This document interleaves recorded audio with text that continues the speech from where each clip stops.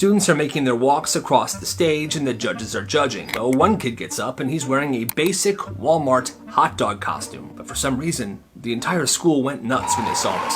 Yes! Yes! Yeah! Oh my God.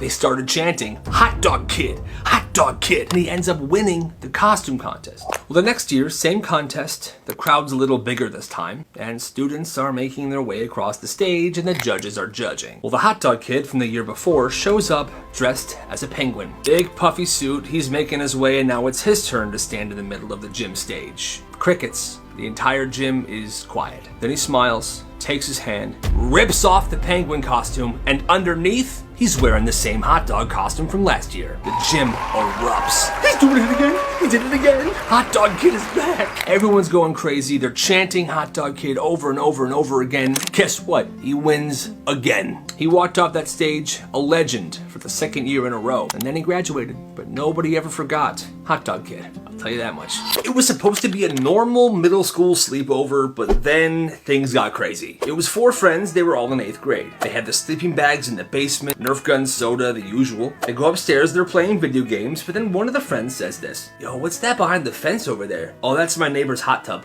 We should go in it." Huh.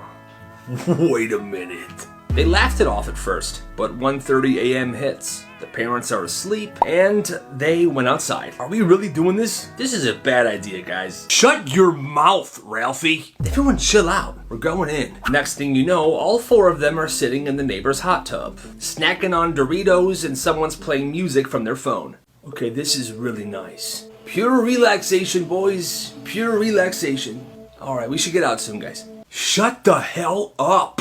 Well, that's when, all of a sudden, the backyard floodlights go on. Oh my God, run. Yeah, there's 4 kids in my hot tub right now. Get out of here. The next morning, everybody's in the kitchen having breakfast. Everyone's worried about last night. Well, the doorbell rings. "Oh, I'll get that." "Mom, wait, no." "Hi, Mr. Johnson." "Hi, Carol. We should have a conversation." She found out everyone gets in big trouble, but that sleepover went down in history as one of the greatest of all time. Oh my gosh, we made our first $2. No, we actually made $1. We gotta pay the security guard. Here. In some neighborhoods, kids run lemonade stands. You know, cute little summer businesses, 50 cents a cup, smiles all around. Not on this block though. On this block, you needed protection. Every Saturday in this one neighborhood cul-de-sac area, these kids would all set up their lemonade stands. Some were different. Some had like strawberry lemonade, others had regular lemonade, some was selling like fruit punch. You know, it was a nice little thing that the neighborhood kids were doing. Anyway, they'd be all set up and they're good to go. But then here comes this 8th grader. Bike gloves on, backpack over one shoulder. He pulls up to the first stand. Nice stand he got here. Good traffic spot, nice weather today. Would be a shame if someone knocked it over. The little girl selling lemonade just blinks. She's almost gonna cry. But then her friend says, just give him one of our dollars. Hey, it's just a protection fee, okay? Covers you for the whole day. Accidents happen, you know. Have a good one. And he goes to the next one. "You guys paying for protection today?" You know, kids are scrambling, they're digging in their shoebox of change. Hands over $1, he nods. "Pleasure doing business with you." And just like that, he's off to the next lemonade stand. Kid made $12 in fees that Saturday alone. Now, this guy wouldn't just take the money and leave. And although he came off kind of tough and mean, he actually would stay there all day and watch over these lemonade stands. So I guess they actually were paying for protection. Now, it was a pretty nice neighborhood, so nothing ever actually happened. But, hey, you know, you gotta respect the hustle, I guess. They lost him during a thunderstorm. The backyard gate swung open and their dog was gone. For weeks, they searched. They put up posters everywhere. They called different shelters. Nothing. Then one afternoon, they're driving home. Their daughter sees something. Mom, that's Milo. Same golden fur, same curled tail, except a new collar. They pull over and they walk up to the door. "Milo!" His name's actually Charlie. He's cute though, huh? Feel free to pet him. "Mom, do something." "Where did you find him?" "Oh, we picked him up from the shelter. He was soaking wet, it was raining. We took him home." "That's our dog." "He was chipped." "He wasn't chipped, and that's our dog." The girl kneels down. "Milo, come here. See? He knows his name." "Charlie, come here." But Milo didn't come. He was so happy to see his real owners. "Quick, get Milo in the car. We're leaving now." "Hey, wait." And they took the dog and they sped away. Honestly, I would have done the same thing. That's my freaking dog. That dude was seriously trying to keep him. That's messed up. I ate half my meatloaf, but she said it wasn't enough. So one day this kid goes through the lunch line. He gets his lunch tray, meatloaf, peas, chocolate milk, all that stuff, which meatloaf for lunch is crazy, but anyway. He eats a little bit of it. Obviously it's not that great, so he throws it in the garbage. But a lunch monitor sees this happen and walks over, like she caught him shoplifting. You're wasting school resources. If you're not gonna eat, don't take food. I wasn't hungry. Well, next time you're eating alone. She writes him up on the spot, and the next day he has lunch detention. He walks in expecting to be alone, but there's another kid already sitting there. Very similar story. He didn't finish his corn and got written up by the same lunch monitor. Both of them go home that day and tell their parents. And the parents, they do not take this lightly. Calls get made, emails are sent. Apparently, this lunch monitor has been doing this all year, punishing kids for not cleaning their trays, for not eating every last bite. By the end of the week, she is pulled from the lunchroom. Next week, there's another lady taking her spot. New lunch monitor and a totally better vibe. From then on, if you weren't hungry, you could just throw your food out. What a concept. That lady's insane. A beautiful lunchtime service. While everybody else ate chicken nuggets on plastic plates, a couple students disappeared every single lunch period and came back smelling like meat and potatoes. The chef, his name was Liam. What's up? I'm Liam.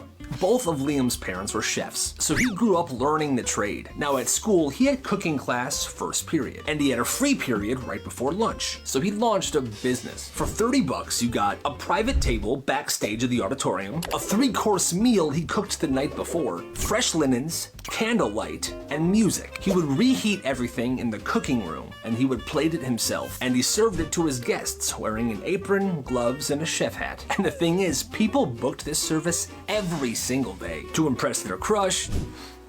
This is nice, huh? It's delicious. You really outdid yourself here. To settle rivalries, I'll stop stealing your pencils, but you gotta stop tying my shoes together during class. Fine, you have a deal. Tiramisu for you both? Ah, yes, thank you. This is lovely. Some kids even booked it to make business deals. I'll sell your product to the basketball games, but I want 15%, 10%. But I have a new business launching soon, and I'll get you in on the ground floor, 50-50. You have a deal. Tiramisu? Ah, yes, please. This is lovely. And spots filled up in advance. This service was booked like 3 weeks. He only did 1 table a day. He never advertised. It was simply word of mouth. If you wanted to book, you would have to come up to him and say, "Chef, do you still offer your service?" "Absolutely. I could fit you in 2 weeks on the 17th. I'll take it." Holy crap. You gotta respect the hustle. This girl was 13 years old when this happened. Her stepmom had been in her life for 3 years, but they still weren't close. She didn't listen to her stepmom, she didn't really trust her, and she would make that clear. "I don't trust you." "I don't care."